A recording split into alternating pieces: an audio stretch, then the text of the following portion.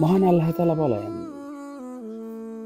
আ'মুর আহলাকা বিস-সালাতি ওয়াসতাবির আলাইহা লা নাসআলুকা রিজকা নাহনু নারযুকুক ওয়াল আকিবাতু লিত-তাকওয়া। যে হে নবী, আপনি আপনার পরিবার পরিজনকে নামাজের আদেশ দিন এবং নিজেও এর উপর এহতেমাম করুন, অর্থাৎ গুরুত্ব সহকারে নামাজ আদায় করুন। আমি আপনার নিকট রুজি চাই না, রুজি তো আমি আপনাকে দান করব। আর উত্তম পরিণাম একমাত্র তাকওয়া, পরহেজগারির মধ্যেই নিহিত আছে। আল্লাহ তাআলা আমাদের তৌফিক দিন।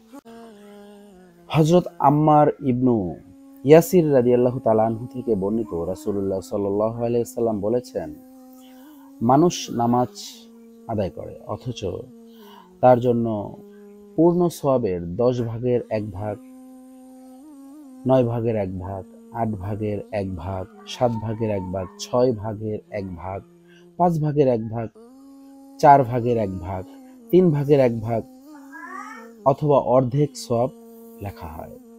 আল্লাহ তাআলা আমাদেরকে পরিপূর্ণ সওয়াব পাওয়ার তৌফিক দিক।